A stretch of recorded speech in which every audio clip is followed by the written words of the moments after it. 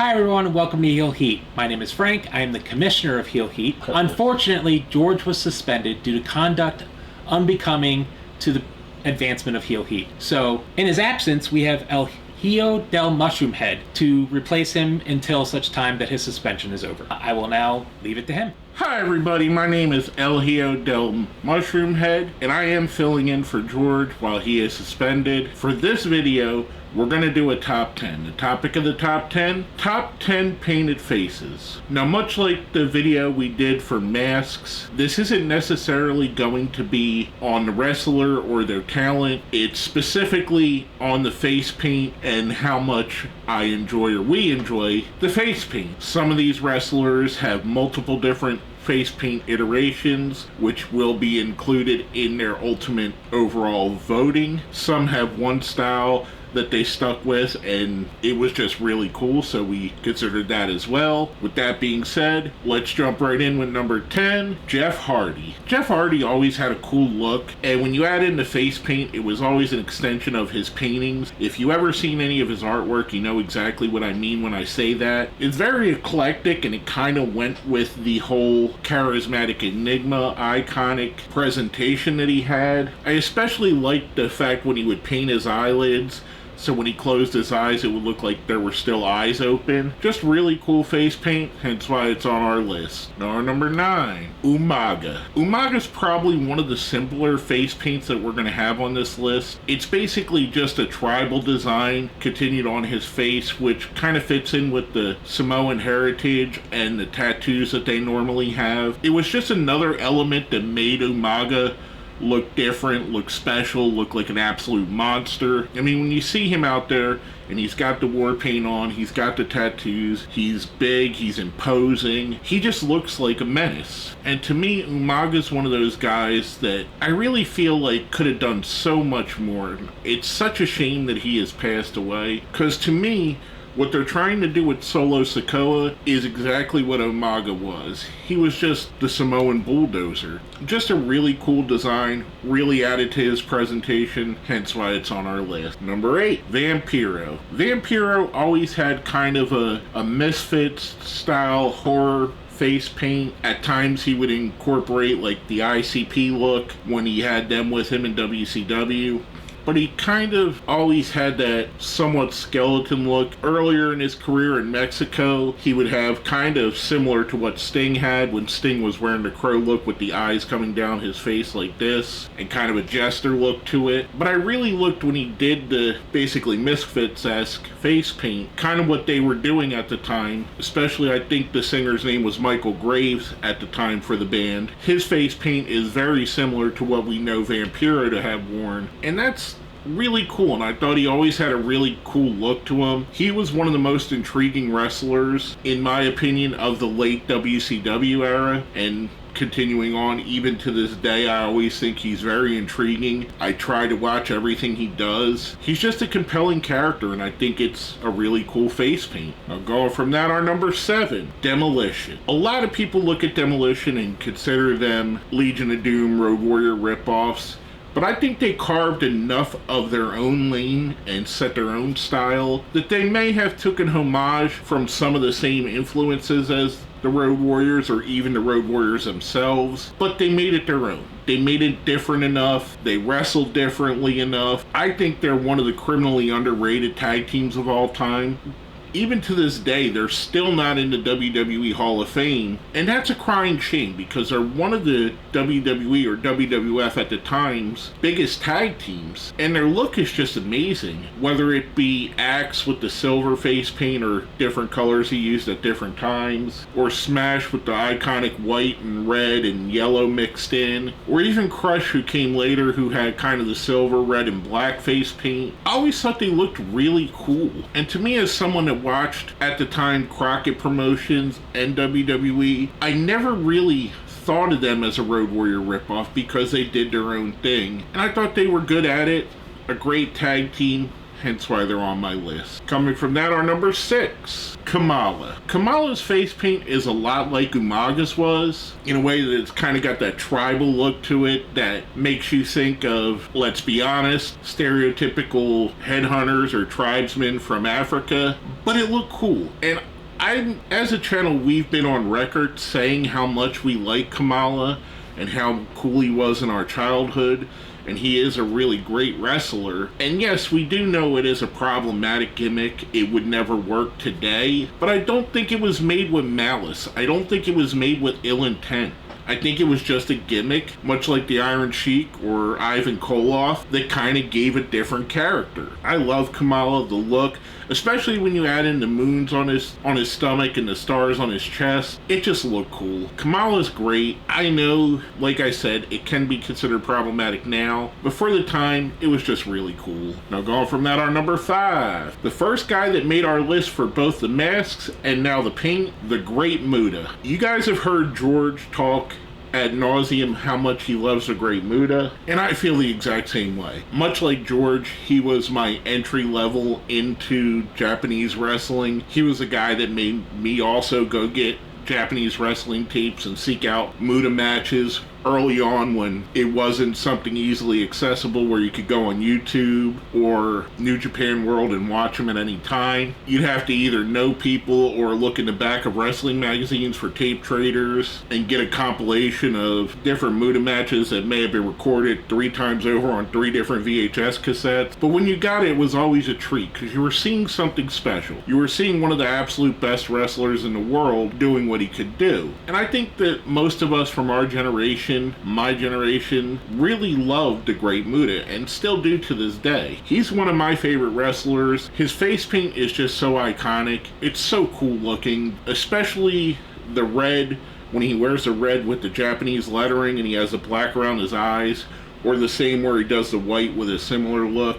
He just looks cool. Even when he was part of the NWO, I thought it was really funny in a non-ironic way when he painted his face black and had NWO across his face. I thought that looked really cool too. Just one of the great wrestlers of all time. A great look to him, hence why he makes our list. Next up at number 4, Darby Allin. You might notice a little bit of a theme here, kind of like Vampiro.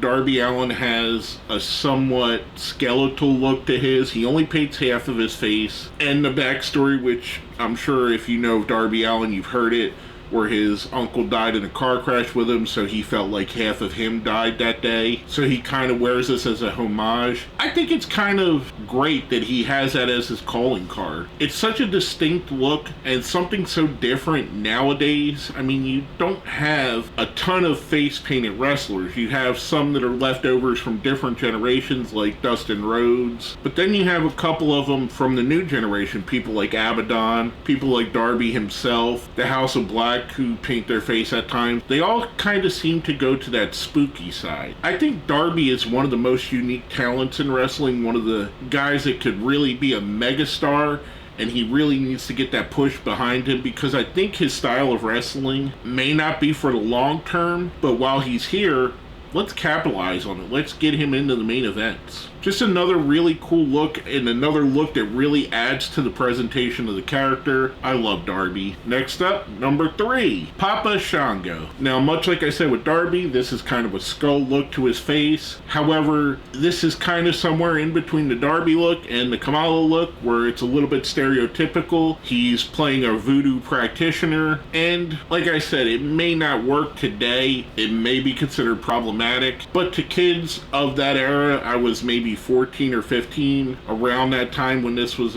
going on. So to me, it was really cool. I might have even been a little bit older than the demographic that liked it normally, because it was a little bit cartoony, but the presentation was cool.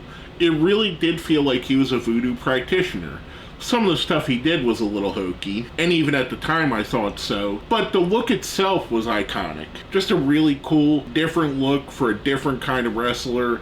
I thought it was awesome. Going from that, our number 2. They were already mentioned once in this list when we talked about Demolition, the Legion of Doom, the Road Warriors. Whether it be Animal with his design with the spider in the middle, or Hawk with his kind of black wing. I always took it as like a wing of a hawk on the one side and then the red triangle on the other side. That was my interpretation of it. It may be not what he thought of it, or even when he wore kind of the full-on black paint on his face with the line going across this area.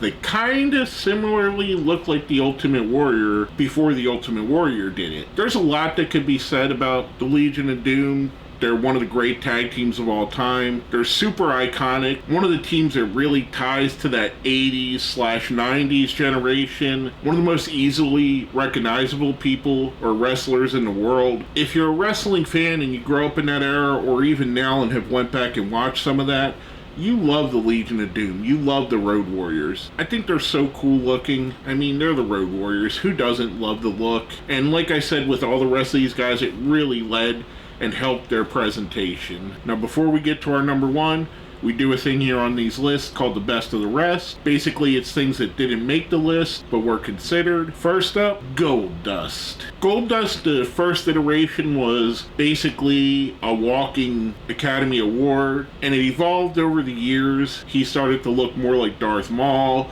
Got to the point where he had different face paint schemes, even during the artist formerly known as Goldust era. And we're including Goldust and now Dustin Rhodes, because basically Dustin Rhodes' character now, he has half his face painted. It's basically an homage to what was his most popular character in Goldust. It was such an iconic character and such a great look. Dustin Rhodes pulled this off better than almost any wrestler could have ever done. I think it just looked awesome. And again, really helped his presentation. Last but not least on the best of the rest, the Missing Link.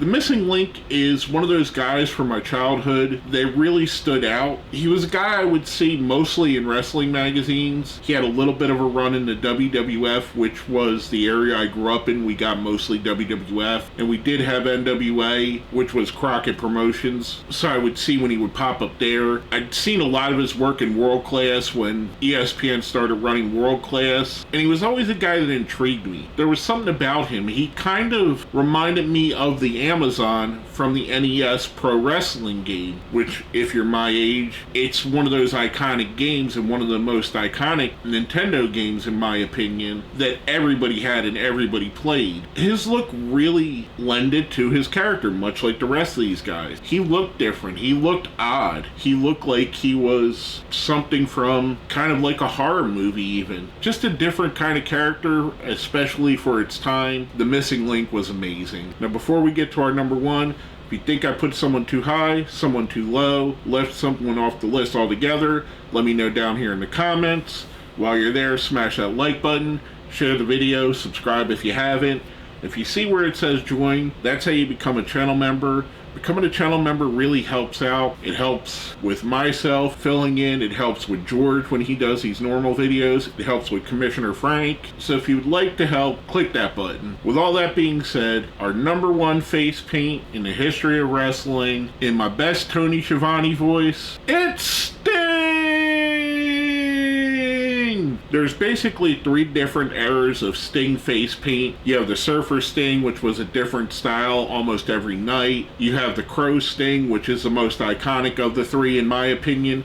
It's the one that I'm wearing on my shirt right now. And then you have the Joker Sting, which was kind of the Crow Sting, a little bit morphed into a Heath Ledger Joker look. But for me, all three of them are iconic in all three different looks. And yeah, there were different iterations like the Wolfpack Sting or the Blade Runners where he had just kind of a little bit of makeup on. But to me, there's no wrestler as successful as Sting is that's as tied to their face paint as him. Much like the Legion of Doom, you really can't think of Sting without thinking of the face paint. Kind of like other wrestlers like the Ultimate Warrior, it's so intertwined with his character that it just makes him who he is. One of the most iconic wrestlers of all time, and definitely at least two of the most iconic looks in pro wrestling history, with the Surfer look and the Crow look. Just an amazing talent. In my opinion, the best combination of face paint, wrestler, and gimmick, hence why he's number one on our list. I absolutely love Sting. We love Sting as a channel.